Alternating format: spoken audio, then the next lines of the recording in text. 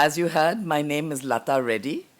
I'm a former Indian diplomat, and as the Deputy National Security of India, National Security Advisor of India, was responsible, among other issues, for framing India's cyber policy, which was officially launched in 2013.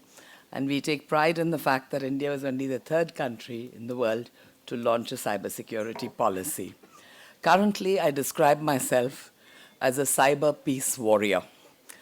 And I work on internet governance, the formulation of norms, cyber policies, and international cooperation. I'm honored to be the co-chair of the Global Commission on the Stability of Cyberspace, which I will now refer to as the GCSC in the interest of time. And I want to specially mention that my chair, Marina Kaljurand, is here and will be speaking on the next panel. And she's going to tell you more about that, though I will touch on it in my remarks. I've been asked to speak on the global view from India's perspective. From India's point of view, our first priority, perhaps, is to bring the largest population of unconnected people in any country in the world online. We need to bring them into the digital era. India is a paradox. We have the largest number of unconnected people and the second largest number of connected people in the world. So, like everything else in India, it's a paradox. We now have about 500 million people online and using cyberspace, but we have 800 million who could conceivably be brought online in the future. So for us, our top priority is the Digital India Initiative, by which we mean we use digitization to empower, to distribute social welfare schemes effectively, to encourage inclusion, give the voiceless a voice, to educate, and to grow the economy.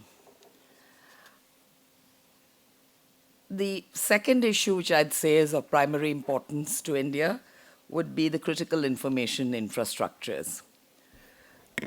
India, as other countries, gives the CIIs, as I'll refer to them, top priority.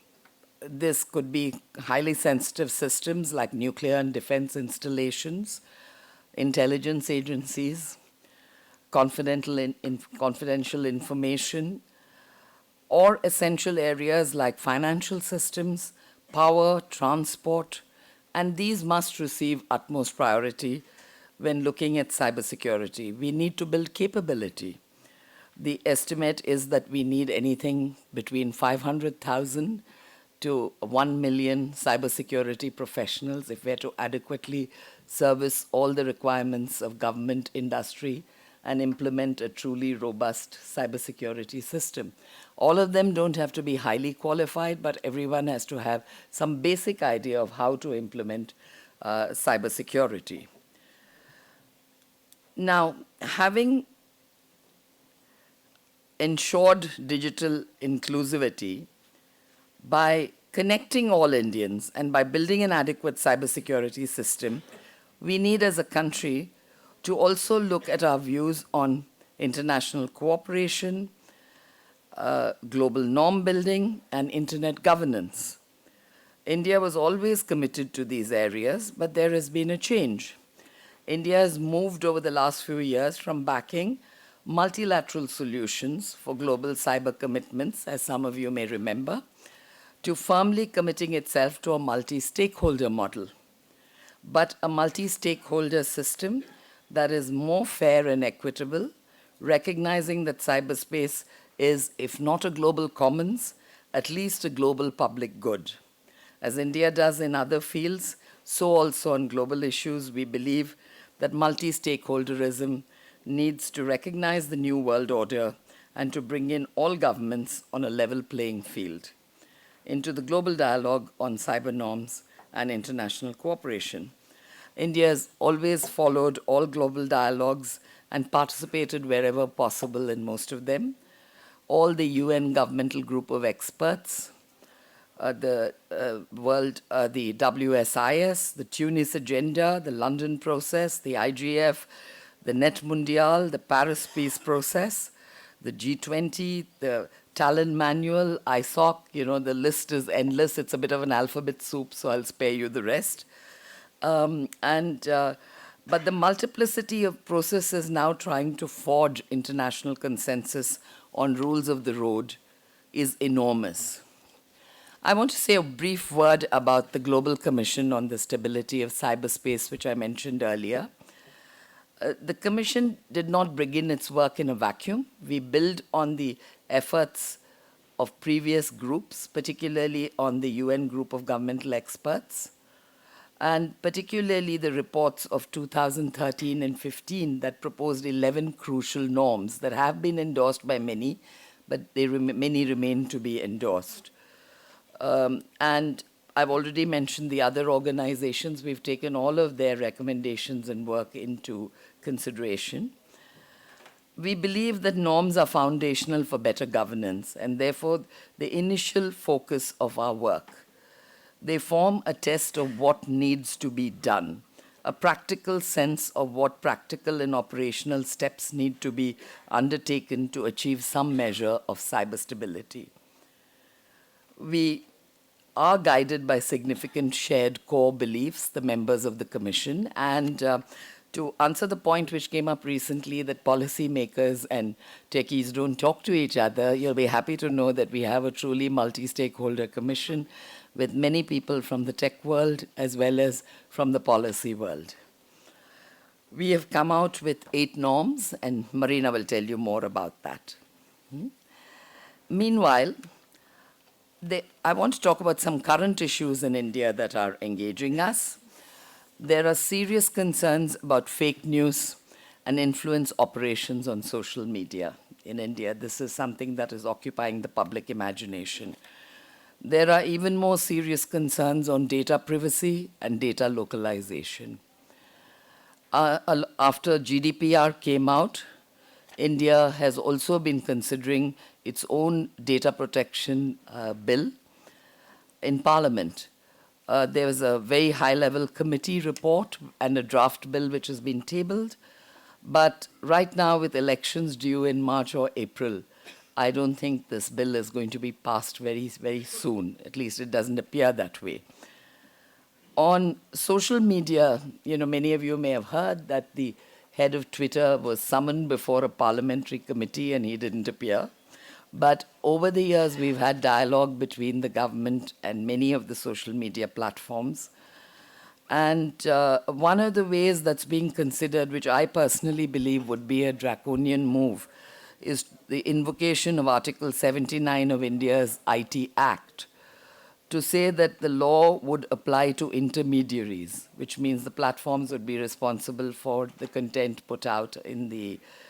and that tech platforms need to deploy technical solutions to deal with fake news, civil society. So I think that one point is that the Supreme Court of India has ruled that privacy is a fundamental right, but the government of India also has obligations to preserve national security. So as always, it's this balance. And I think that there are those who would argue that maybe we shouldn't be talking about international cooperation at all, that that's not the answer, that we need robust national systems, and that we need to protect our own country first before we talk about international cooperation. This is a self-defeating view because of the nature of cyberspace. You can argue that it does have borders or it doesn't have borders, but it was certainly designed to be open, free, and inclusive. And what we need is a robust internal national system in each country, and this is what India believes, and also international cooperation. I don't see any fundamental difference between these two. International cooperation has been increasingly recognized as essential, and cert-to-cert cooperation, exchange of best practices, better MLAT procedures for exchanging information, and agreement on certain basic norms, I believe, are important components of such cooperation. India has signed several government-to-government agreements on cybersecurity, and I myself initiated many of these dialogues, and I'm delighted to see them coming to fruition. And I would like to end by reiterating my belief that in the borderless world of cyberspace, our greatest challenges still lie ahead, whether for India or for the world. With the development of artificial intelligence, the Internet of Things, about which we heard some alarming reports, and the new disruptive technologies, the need for better international standards, regulatory practices, and cooperation will only increase. We know that technology will always move faster than the speed at which regulation and policies can be implemented. But I truly believe that we need to globally evolve and adopt our norms and policies to keep our cyber world safe. Conflict between states will take new forms, largely due to cyber capabilities.